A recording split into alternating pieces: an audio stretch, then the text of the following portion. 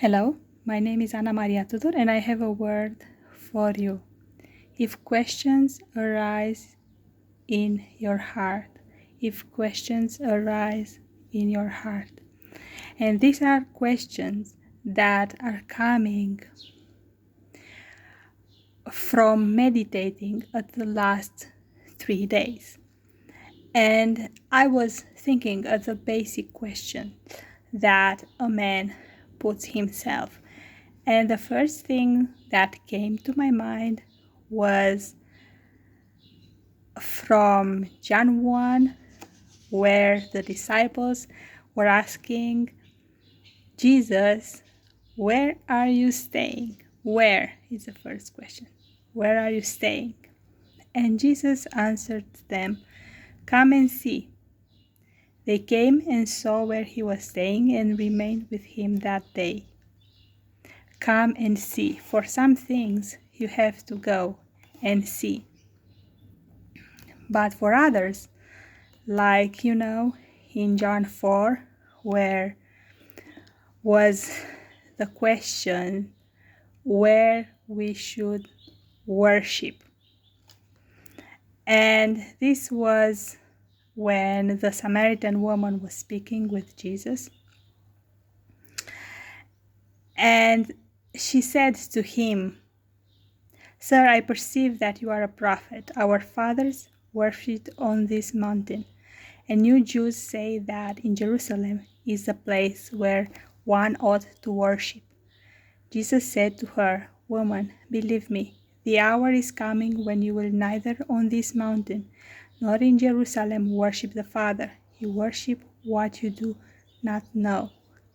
We know what we worship, for salvation is of the Jews. But the hour is coming, and now is, when the true worshippers will worship the Father in spirit and in truth. For the Father is seeking such to worship him. God is spirit, and those who worship him must worship in spirit and truth." So, besides come and see, the other answer is in spirit and in truth. Where we should worship in spirit and in truth. Where is my answer? Now we have questions, and a question is an uncertainty, a problem we want to solve, an issue, and we search for solution. And one of the questions is related to place, but it's a physical place where you come and see, and it is a place in spirit where place that you will find in spirit and in truth. Like the truth is like, Jesus said that I am the truth, the way, and the life. And it's like the truth is like a basic place, but you need the spirit to point out to you the exact place. So this is question number 1. Question number 2 is when. And I remember that in Acts 1:7 it says that it's not for you to know times or seasons, which the Father has put in his own authority. And times and seasons. Prophets know from the Lord, like they are the first ones who know. And we know some things through the Spirit, like general people who know God. But like exact things are under his own authority, because, and we will see the answer in the next question, because the next question is how we do this or that.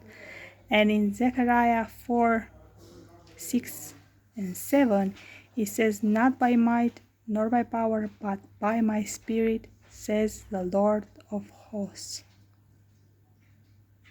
And if you are searching for the meaning of the word hosts, they can be angels, sun, moon, stars, the whole creation. They all form an army. And to bring all of this into the same, like to work all of this together, you actually could not know how this works, because like God has to do a work of grace in each person. But they are also angels and sun, moon, and stars. The other people enter in the area of the whole creation. And also all the things that God has to do behind the scenes, which involves not necessarily only people, There are also animals, circumstances. But concerning people, in Zechariah 4:7 it says, "Who are you, O great mountain? Before Zerubbabel you shall become a plain, and he shall bring forth the capstone with shouts of grace to it." And it's like we are waiting for the work of grace in everyone involved. And that's why we don't know when, because we don't know when the work of grace will finish the thing that is to be done. We don't know when people will receive, and we don't know when all this will work together for the glory of God into a beautiful plan that God will show us. And the next question is the question about what? And I remembered the many times when God asked his prophets, "What do you see? What do you see?" Because God gives, especially prophets, but not only prophets, like he gives to his people visions, but especially the prophets, okay? He gives visions. So that's why he asks, "What do you see?" There are visions in the spirit. And it's the same like when Jesus was on the earth and he was speaking in parables, and then he was explaining them to the disciples. In the same way, he explained the visions to the prophets. And we know that our mind works in pictures. So it's like, it's the most rapid way to come to you. It's through a picture. And you just received a picture, a fresh picture from God with all the details, and then you need to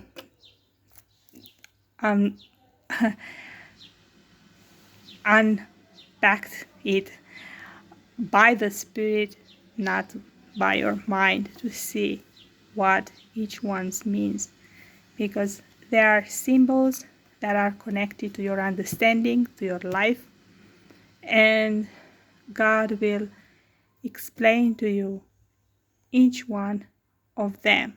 There are things that are important to you and mean something to you, and that meaning is important to know what it is, to realize what it is.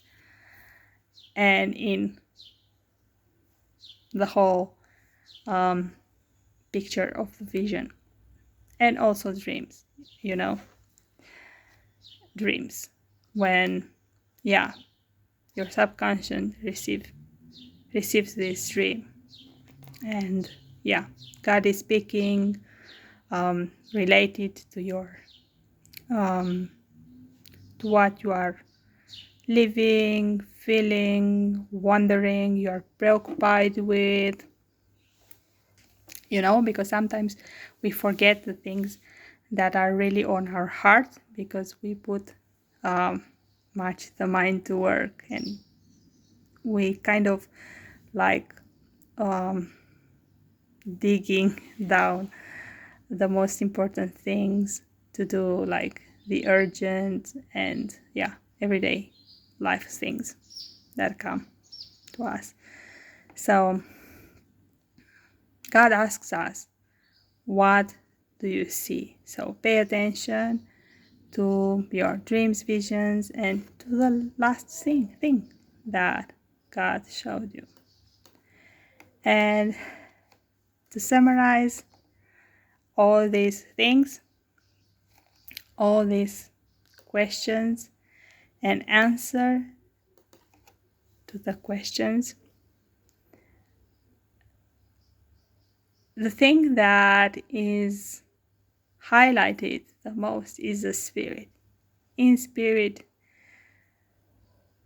in truth, trust in the work of grace that God is doing in everyone by His Spirit. And what do you see now? This is the point. In truth, in spirit, trusting God in the work that He's doing, in the work of grace in you and in other people involved. Everything is to be done by the Spirit. And pay attention. What do you see now? Blessings. Bye. See you soon.